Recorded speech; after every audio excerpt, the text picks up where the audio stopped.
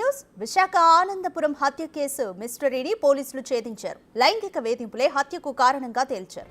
ఈ కేసులో భార్యాభర్తలను అరెస్ట్ చేసి రిమాండ్కు తరలించారు. జ్యోతిష్య వృత్తిలో ఉన్న అప్పన్నను భార్యాభర్తలు చంపారు.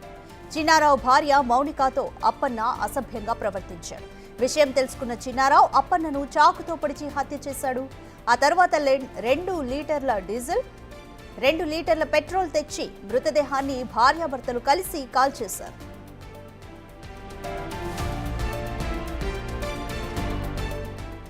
ఈ నెల 9వ తేదీ నుంచి మోతి అప్పన్న మిస్ అయ్యాడు. ఆనందపురం పిఎస్లో కేసు నమోదైంది. అస్థిపంజరం వద్ద పూసలు ఉండడంతో అది తన తండ్రిదే అని కుమారుడు దుర్గాప్రసాద్ గుర్తించాడు. ఘటనా స్థలంలో ఉన్న పూసలు రక్త నమూనాలను సేకరించారు.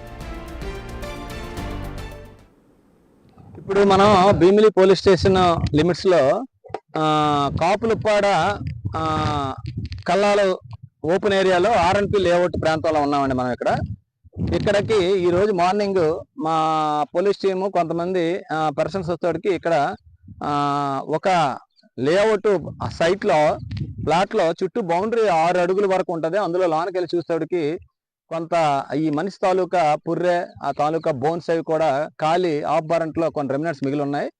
అక్కడ కొన్ని పూసలు కూడా పడి ఉన్నాయి. ఒక ఫోటో కూడా ఉన్నది.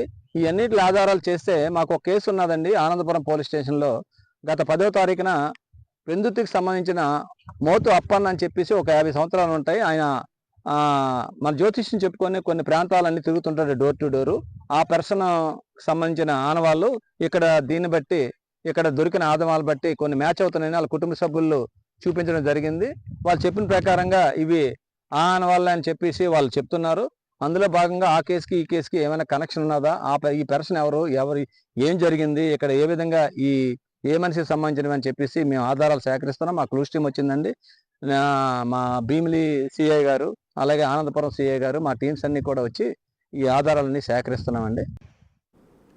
మోర్ డీటెయిల్స్ మా ప్రతినిధి రాజు అందిస్తారు. రాజు, అప్పన్న హత్య కేసుకి సంబంధించి లైంగిక వేధింపులే కారణమా, ఇంకా మరేమైనా కారణాలు ఉన్నాయా? పోలీసులు ఇంతవరకు ఎటువంటి ఇన్ఫర్మేషన్ రాబట్టారు?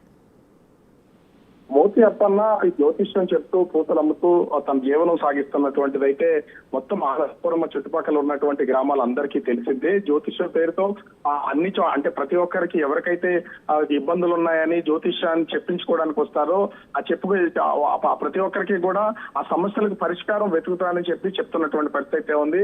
అదేవిధంగా ఆనందపురానికి సంబంధించి ఆ సమీపంలో ఉన్నటువంటి ఒక హోటల్లో ప్రతి మంగళవారం బుధవారాల సమయంలో ఆదివారం సమయంలో జ్యోతిష్యం చెప్తూ వాళ్ళ కష్టాలన్నీ తీరుస్తున్నాడని ఆ నోట ఈ నోట విన్నటువంటి మౌనిక చిన్నారావు ఈ దంపతులు కూడా తమకి సమస్యలు ఉన్నాయని చెప్పి అటు ముఖ్యంగా ఈ మోతి అప్పన్న చేత ఈ జ్యోతిష్యం చెప్పించుకోవడానికి మౌనిక అయితే పిలిచినటువంటి పరిస్థితి అయితే ఉంది. అయితే ఆ సమయంలో భర్త చిన్నారావు లేకపోవడంతో జ్యోతిష్యం పేరుతో చేయి పట్టుకుని తనని లైంగికంగా వేధించాడు అప్పన్నని ఆమె అయితే భయపడినటువంటి పరిస్థితి అయితే ఉంది. తర్వాత అప్పన్న అక్కడి నుంచి వెళ్ళిపోయిన తర్వాత 2 రోజుల పాటు సతమతం అయిపోయినటువంటి మౌనిక తన భర్త చిన్నారావుకి అయితే ఈ విషయాన్ని తెలియజేసినటువంటి పరిస్థితి ఉంది. తన భార్యని జ్యోతిష్యం పేరుతో ఇంట్లో ఒంటరిగా ఉన్నటువంటి ఆమెపై అటు లైంగికంగా వేధింపులు చేశాడు, చేయి పట్టుకున్నాడు. ఆమెని లైంగిక వేధింపులు తీవ్రతరం చేసినటువంటి నేపథ్యంలో విదిలించుకుని ఆమె బయటకు వచ్చినటువంటి పరిస్థితి ఉంది. ఈ వీటిని విన్నటువంటి ఒక్కసారిగా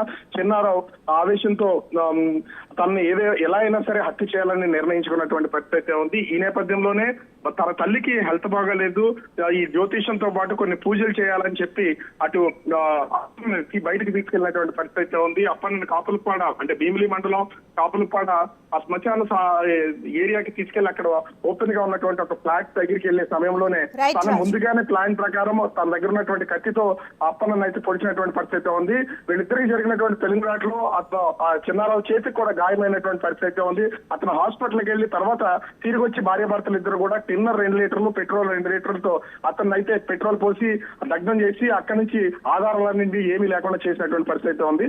తన పిల్లలు ఆ కేసుకు సంబంధించి వీళ్ళు పోలీసులకు ఫిర్యాదు చేసినటువంటి నేపథ్యంలో 19వ తేదీన ఈ కేసుకు సంబంధించినటువంటి వివరాలన్నీ బయటపడినటువంటి పరిస్థితి కనిపిస్తుంది. ఇద్దరిని కూడా ప్రస్తుతం అరెస్ట్ చేసి రిమాండింగ్ పంపించినటువంటి పరిస్థితి కనిపిస్తుంది. రాధిక.